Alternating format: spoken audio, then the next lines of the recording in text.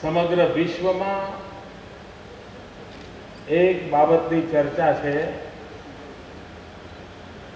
કે ભારત વિશ્વનો સૌથી યુવા દેશ.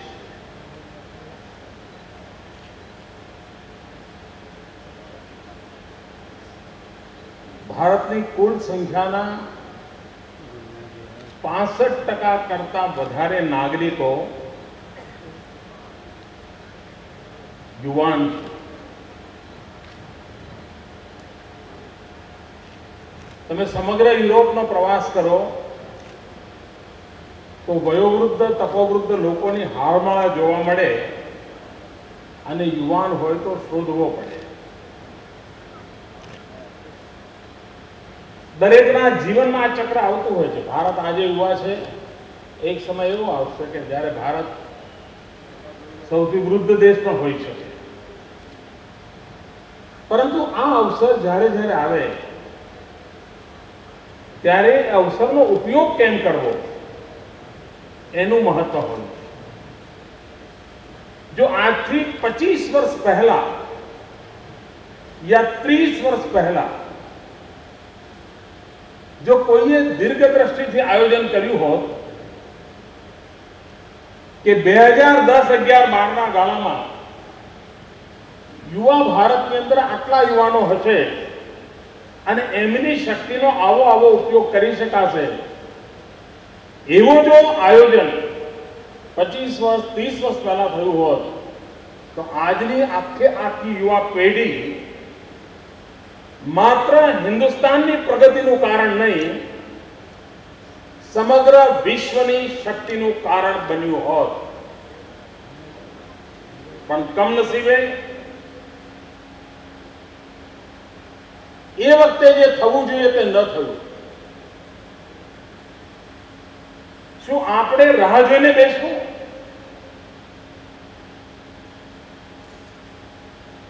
જો વિશ્વ એક સ્પર્ધાની અંદર દોડ કરતું હોય, 21મી સદી હિન્દુસ્તાનની સદી બને એ આપણું સ્વપ્ન હોય અને વૈશ્વિક અર્થવ્યવસ્થાએ બધા જ કારોબારના રૂપરંગ બદલી નાખ્યા હોય ત્યારે ભારતે નવી દ્રષ્ટિ, નવું આયોજન એની સાથે આગળ ધપવું પડે. અને તેથી ગુજરાતે આ આખો દશકો યુવા શક્તિ તરફ ધ્યાન કેન્દ્રિત કરીને એક એવો મજબૂત પાયો બનાવવાનો પ્રયાસ આદર્યો છે કે જેના કારણે ગુજરાતની યુવા શક્તિ આવનારા દિવસોમાં ન માત્ર હિન્દુસ્તાનની પરંતુ વૈશ્વિક શક્તિ બનીને સમગ્ર વિશ્વમાં ગુજરાતીપણાનો અહેસાસ કરાવે એવો આપણે પ્રયાસ આપ્યો. અને પ્રયાસના મૂળમાં છે હ્યુમન રિસોર્સ ડેવલપમેન્ટ. આપણા માનવીય સંસાધનોનો વિકાસ કેવી રીતે થાય, આપણા માનવીય સંસાધનોની શક્તિ એને જો એક એસેટ માનીએ તો વિશ્વમાં આપણે શું ન કરી શકીએ. અને તેથી ગુજરાતે એના પર ધ્યાન કેન્દ્રિત કર્યું અને એનું પરિણામ એ છે કે 40 વર્ષમાં ગુજરાતમાં મેડિકલ કોલેજો જેટલી થઈ હશે એના કરતા 3 ગણી આ 10 વર્ષમાં થઈ.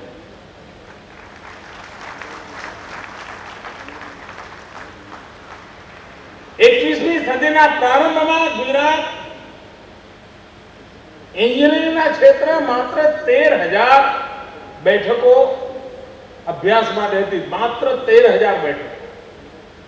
આજે આંકડો 90,000 કરતા વધારે પહોંચ્યો 10 જ વર્ષમાં. એક સમય એવો હતો કે કે ગુજરાતના વિદ્યાર્થીઓને મેડિકલમાં એડમિશન લેવા માટે, એન્જિનિયરિંગમાં ભણવા માટે ગુજરાત બહાર કા મહારાષ્ટ્ર હોય કા કર્ણાટક હોય લાખો રૂપિયાના દાન આપીને એડમિશન લેવા પડતા હતા. એમાં ખાસ કરીને ડોક્ટર મા બાપના છોકરા જેમને ચિંતા રહે કે હવે આ પાછળથી કોણ સંભાળશે, એમના માટે અનિવાર્ય હોય છોકરો ડોક્ટર બને. આ બિચારાનો મેળ ન પડ્યો હોય,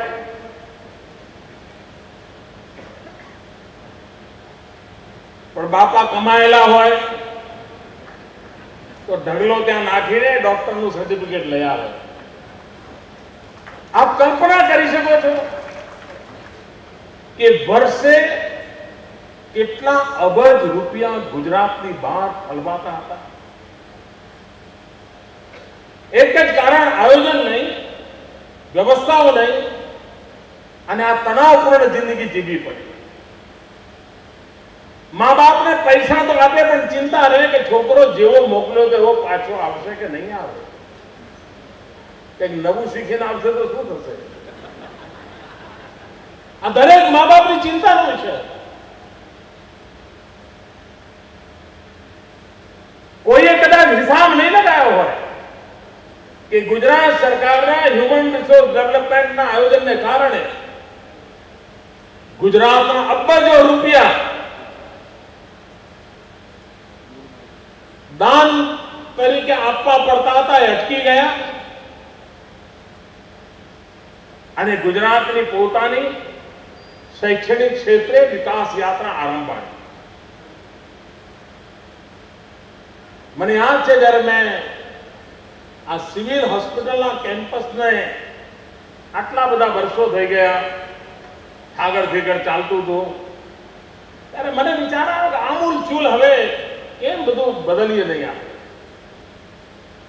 અને એના માટેની જ્યારે મારી મીટિંગ થઈ ત્યારે પહેલું જે પ્રેઝન્ટેશન થયું હતું અમારા આર્કિટેક્ચર્સ અને અમારા ઓફિસર્સને ડરતા સાહેબ લગભગ 250 કરોડ રૂપિયા જેવી માતબર ખર્ચો થશે એવું એ પ્રેઝન્ટેશન હતું. મેં પૂછ્યું કે ભાઈ જે કેમ્પસમાં સરેરાશ 20,000 લોકો રોજ આવતા હોય જતા હોય, એટલે એક ગામ કહેવાય. સિવિલ હોસ્પિટલ એક ગામ, એને આપણે આધુનિક કેમ ના બનાવી શકીએ.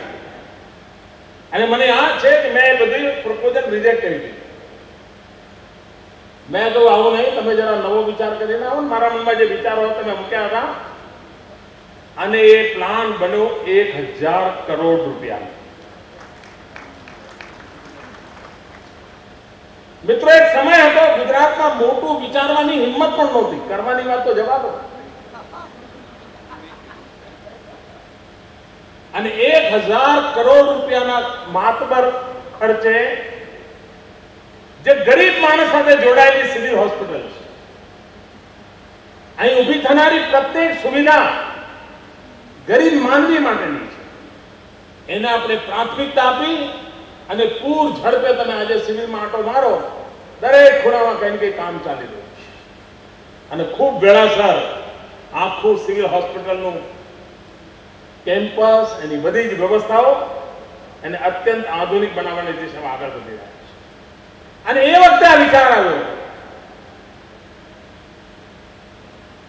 કે જે નોર્મ્સ નક્કી કરવામાં આવ્યા છે મેડિકલ એજ્યુકેશનના, એ બધાનું પાલન કરી શકતા હોઈએ આપણે, તો શા માટે એક જ કેમ્પસમાં વધારે કોલેજો ના હોય. અને વિચારમાંથી આ કોલેજનો જન્મ થયો છે. હજુ વધુ કોલેજો જન્મ થવાનો છે. અને આ એટલા માટે કરી રહ્યા છીએ, માત્ર સિવિલ હોસ્પિટલ નહીં, આપણી મથામણ છે ગુજરાતના દરેક જિલ્લામાં એક મેડિકલ કોલેજ હોય. દરેક જિલ્લા.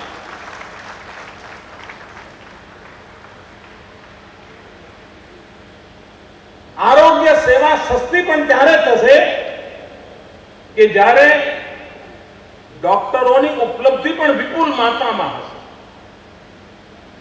આજે આપણી પાસે કુલ જનસંખ્યાની તુલનામાં જે ડોક્ટરો છે એના કરતા ડોક્ટરોની સંખ્યા મારે ડબલ કરવી છે, જેથી કરીને ગામડાના માનવીને પણ આરોગ્યની સેવા સહજ રીતે ઉપલબ્ધ થાય અને એનો લાભ આ રાજ્યની યુવા શક્તિને મળવાનો છે. કોઈ કલ્પના કરી શકે કે દાહોદ જિલ્લા જેવા સ્થાન પર નર્સિંગની કોલેજ કોઈ વિચારી શકે? આજે ચલાવીએ છીએ. આખી દુનિયાને લાખોની સંખ્યામાં નર્સિંગ માટેની આવશ્યકતા છે.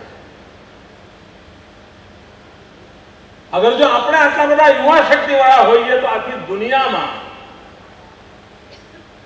નર્સિંગ ક્ષેત્રે સેવા આપનાર લોકોને એક્સપોર્ટ કેમ ના કરીએ?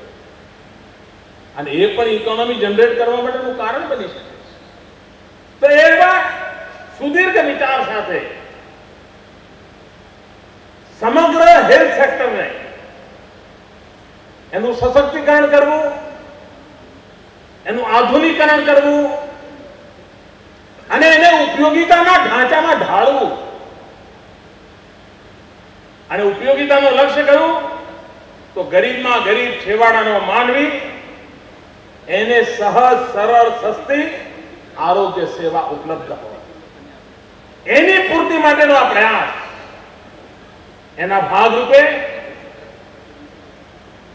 ગુજરાતમાં એન્જિનિયરિંગ અને મેડિકલ બંને ક્ષેત્રોમાં આપણે હરણફાળ ભરી રહ્યા છીએ. મિત્રો, એ વાત નિશ્ચિત છે કે વિકાસ જે રીતે થયો છે એમાં ટેકનોલોજીનું મહાત્મ્ય વધવાનું છે. ઇવન મેડિકલ સાયન્સમાં પણ ખૂબ મોટા પાયે પર ટેકનિકલ સ્ટાફની જરૂરિયાત વધતી જવાની છે. મેડિકલ ફિલ્ડ સેપરેટ અને ટેકનિકલ ફિલ્ડ સેપરેટ જમાનો પૂરો થઈ જવાનો છે. બંને સાથે સાથે ચાલેલી સ્થિતિ આવવાની છે. એને ધ્યાને રાખીને વ્યવસ્થાઓ કેમ થાય? એ જ રીતે કેટલીક બાબતો છે કે જે બદલાતા જતા યુગના વિજ્ઞાનો છે. ચાહે સ્ટેમ સેલની વાત હોય, જેના વિકાસ દ્વારા આરોગ્યની સેવાઓનો આખો નવો રંગરૂપ આવવાનું છે. ઉપચાર માટેની પદ્ધતિઓમાં નવો ઓપ અને નવો બોજ આવવાનું છે. એવી વિધાઓનો વિકાસ કેવી રીતે થાય? લાઈફ સાયન્સની સાથે જેનેટિક સાયન્સ કેવી રીતે વિકસાવી શકીએ? એની દિશામાં રાજ્ય આગળ વધવા માંગે છે. પબ્લિક પ્રાઇવેટ પાર્ટનરશિપના મોડેલ પર આગળ વધવા માંગે છે. વિશ્વમાં જે શ્રેષ્ઠ હોય એ ગુજરાતમાં લાવવા માટેની આપણી મથામણ છે. એ દિશામાં આપણે પ્રયાસ કરી રહ્યા છીએ અને એનો લાભ માત્ર ગુજરાતને નહીં સમગ્ર હિન્દુસ્તાનને મળશે એવો મને પૂરો વિશ્વાસ છે. અને આપણે એના માધ્યમથી પ્રગતિની નવી નવી ઊંચાઈઓને પાર કરતા રહીશું. એ દિશામાં આપણે પ્રયાસ કરીએ. એવી બીજી એક સંભાવના પડી છે કે વિશ્વના સમૃદ્ધ દેશોમાં આરોગ્યની સેવાઓ સૌથી મોંઘી છે. જેટલો દેશ વધારે સમૃદ્ધ એટલી આરોગ્યની સેવાઓ વધારે મોંઘી એવી સ્થિતિ છે. એટલું જ નહીં, અમુક પ્રકારના ઓપરેશન હોય તો એને 6 મહિના સુધી ડેટ ન મળે. કારણ ફેસિલિટીમાં કોમ્પ્રોમાઇઝ કરાવીને એને ટ્રીટમેન્ટ જોઈતી હોય તો એને રાહ જોવી પડે. આપણી પાસે આ સેવાઓ ઉપલબ્ધ કરાવવાની સંભાવનાઓ પુષ્કળ છે. હેલ્થ ટુરિઝમ માટેની સંભાવનાઓ ખૂબ છે. એના માટે ઇન્ફ્રાસ્ટ્રક્ચર તૈયાર થાય, એના માટે હ્યુમન રિસોર્સ ડેવલપમેન્ટ થાય અને બંનેના સંયુક્ત પ્રયાસથી આર્થિક ઉપાર્જન એનું પણ એક નવું ક્ષેત્ર વિકસે વિશ્વમાં લોકોને પૈસા ખર્ચવા છે, આપણે જો સુવિધા આપીએ તો લોકો અહીંયા આવીને ખર્ચવા તૈયાર છે, તો સ્વાભાવિક રીતે હેલ્થ સેક્ટરમાં ગરીબ માનવીને કોમ્પન્સેટ કરવા માટે કામ આવવાનું છે. એક પ્રકારની ઇન્કમ ક્રોસ સબસિડીનું કારણ બનવાની છે અને પરિણામે ભારતના ગરીબ માનવીને આરોગ્યની સેવાઓ વધુ સારી રીતે ઉપલબ્ધ થાય એવી પૂરી પોટેન્શિયલ, પૂરી તાકાત એમાં પડેલી છે અને એ દિશામાં આપણે પ્રયાસ કરી રહ્યા છીએ. આ કામનો જ્યારે વિકાસ કરવાની વાત હતી, આ એક જવાબદારી નવી ઊભી કરવાની કલ્પના હતી, ત્યારે મેં એકવાર પંકજભાઈને બોલાવ્યા, એમની સાથે વાત કરી. પંકજભાઈ આ જવાબદારી લેવા તૈયાર નહોતા. મને ટાઈમ મળે નહીં, હું ક્યાં વળી આ બધામાં પડું. મેં કહ્યું મેં ક્યાં તમારી પાસે ટાઈમ માંગ્યો છે? નહીં પણ તમે મને કામ થોડું મારે કરવું પડે, ફરી આવીશ, ફરી કઈ જવું ચાલતું હતું. હું પંકજભાઈના વિદ્યાર્થી કાળથી ઓળખું છે એટલે મારી ધીરજ પૂરી હતી કે પંકજભાઈ હા પાડે પછી જ જવાબદારી સોંપવી, અને એકવાર પંકજભાઈ હા પાડે પછી મારે કોઈ ચિંતા નહીં. અને આજે હું કહી શકું કે હું પંકજભાઈને ઓળખવામાં સાચો પડ્યો.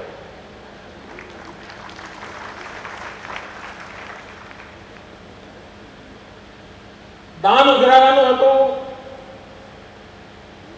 મિત્રો, મારે ગર્વ સાથે કહેવું છે કે પંકજભાઈએ એક પણ વખત સીએમ નો કે સીએમ ઓફિસના નામનો ઉપયોગ સુદ્ધા કર્યો નથી. આ નાની બાબત નથી મિત્રો. એમણે બધાને ગયા સમય અને ભિક્ષુક તરીકેની ભૂમિકા અદા કરી અને બધાને કહ્યું કે એક કામ છે, આપણે કરવાનું છે, તમારે એમાં યોગદાન કરવાનું છે, અને બધા સહયોગ આપતા ગયા. ઘણી વાર તો કદાચ હવે ઝાયડસના લોકો ફરિયાદ કરશે કે અમારા પંકજભાઈને પાછા આપો. પણ મિત્રો, સમાજની અંદર શક્તિ પડી છે. આ સરકારનો ધ્યેય છે આ સત્શક્તિને જોડવાનો, સૌની શક્તિ કામે લાગે અને આપણે બધા સાથે મળીને આ રાજ્યની પ્રગતિની નવી ઊંચાઈઓ પર લઈ જઈએ. હેલ્થ સેક્ટરમાં પબ્લિક પ્રાઇવેટ પાર્ટનરશિપનું મોડેલ મિત્રો સમગ્ર દેશમાં એના બાબતમાં હજુ ચર્ચા ચાલે છે. મને યાદ છે, હું જ્યારે પ્લાનિંગ કમિશનની મિટિંગમાં ગયો છું ત્યારે પ્લાનિંગ કમિશન મારી પાસે એક બાબતનો આગ્રહ હંમેશા રાખે છે કે નરેન્દ્રભાઈ, ગુજરાતનો પીપીપી મોડેલનું કોઈ નવું બાબત હોય તો અમારી કાને મૂકતા જાઓ. કારણ કે એમના મનમાં હંમેશા રહે છે કે પીપીપી મોડેલને કેવી રીતે લવાય. દાખલા તરીકે આપણે ગરીબ માતાઓ, આપણે ત્યાં પ્રસૂતિમાં માતા પણ મૃત્યુ પામે, બાળક પણ મૃત્યુ પામે, અને બહુ તો આપણે એમ કહીએ ભાઈ ભગવાનની ઈચ્છા. આપણા દેશમાં એમએમઆર ને આઈએમઆર માટે વર્ષોથી ચિંતા સતાવે. ગલીપતિથી રાષ્ટ્રપતિ સુધી બધાએ કહ્યું હોય ભાઈ આનું કંઈક કરવું પડે, પણ કોઈને સૂચતું નહોતું. ગુજરાતે ચિરંજીવ સ્કીમ કરી. આ ચિરંજીવ સ્કીમને કારણે આદિવાસી જિલ્લાઓમાં પણ આજે ઇન્સ્ટિટ્યુશનલ ડિલિવરી, પહેલા એક સમય હતો કે પ્રસૂતા માતાની ડિલિવરી હોસ્પિટલમાં થાય એ માંડ 40%, 45%, 50%ની આસપાસ રહેતું, અને ઘરે ડિલિવરી થાય ને કાળજી ન લેવાના કારણે બાળક મરે કે મા મરે એવા દશા હતી. આપણી ચિરંજીવ યોજના જે પબ્લિક પ્રાઇવેટ પાર્ટનરશિપ એક ઉત્તમ મોડેલ છે, અને એનું પરિણામ એ છે કે આજે એવરેજ 85 થી 90% ઇન્સ્ટિટ્યુશનલ ડિલિવરી થાય છે, અને એનો લાભ ગરીબ બહેનોને મળે છે. તદ્દન કંગાલ બહેનોને એનો લાભ મળે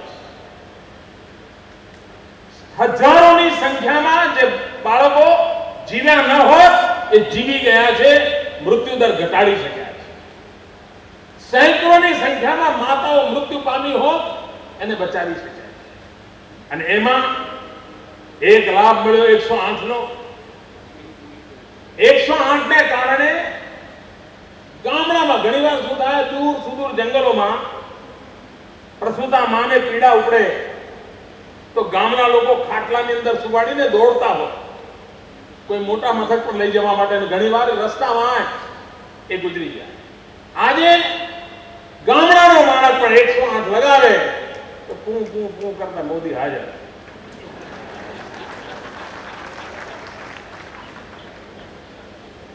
હજારોની સંખ્યામાં પ્રસૂતિ 108માં થઈ ગઈ છે માતા, અને એમની જિંદગી બચી ગઈ છે. પબ્લિક પ્રાઇવેટ પાર્ટનરશિપનું સક્સેસફુલ મોડેલ અનેક ક્ષેત્રોમાં આપણે સફળતાપૂર્વક પાર કર્યું. આવનારા દિવસોમાં ગુજરાતના હેલ્થ સેક્ટરની અંદર વધુને વધુ સંખ્યામાં લોકોને આપણે જોડવા માંગીએ છીએ. આપણી આરોગ્ય સેવાઓ સુધારવા માંગીએ છીએ. આપણી આરોગ્ય સેવાઓ પ્રજા લક્ષી બને, સામાન્ય માનવીને સુખકર બને, એ દિશામાં કરી રહ્યા છે. અને ગુજરાતમાં તો વર્ષોથી દર્દીની સેવા કરવી એક સમાજની અંદર સદગુણ વૃત્તિનો એક સ્વાભાવિક પ્રયાસ રહ્યો છે. અહીં સિવિલ હોસ્પિટલની આસપાસ અનેક લોકોના એવા રસોડા ચાલે છે કે જે દર્દીના સગાઓને નોમિનલ ચાર્જથી ખાવાનું પહોંચાડે છે. હવે આ પણ હેલ્થ સેક્ટરના પબ્લિક પ્રાઇવેટ પાર્ટનરશિપનું મોડેલ છે, જેમાં સરકાર ક્યાંય નથી, સમાજે પોતે ઊભું કરેલું છે. અને આ જ સમાજની શક્તિ હોય છે. એ શક્તિને જોડવાનું કામ આ રાજ્ય સરકાર કરી રહી છે. પંકજભાઈ અને દાતાશ્રી મિત્રો અને બીજા સૌએ જેમણે યોગદાન આપ્યું, એના કારણે સિવિલના કેમ્પસમાં જ એક નવું નજરાણું આપણે ગુજરાતની યુવા શક્તિને આપી શક્યા છીએ. અને આ યુવા શક્તિ આવનારા દિવસોમાં ગુજરાતનું સશક્તિકરણના કામમાં એક શક્તિશાળી ફોર્સ બનશે એવો પૂરો વિશ્વાસ છે. મીડિયાના મિત્રોએ આરોગ્યના ક્ષેત્રમાં આટલો બધો રસ લીધો, આટલી મોટી સંખ્યામાં આવ્યા, આ પણ એક બહુ જ મોટી ઘટના છે. તો હું સામાન્ય રીતે આમદામ પડતો નથી, પણ આજે ખાસ આભાર માનું છું. અને હું આશા કરું છું કે આરોગ્યના ક્ષેત્રની ગુજરાતની સેવાની વાત શક્ય હોય તો ગુજરાત અને ગુજરાત બહાર બધાને પહોંચાડશે. ધન્યવાદ.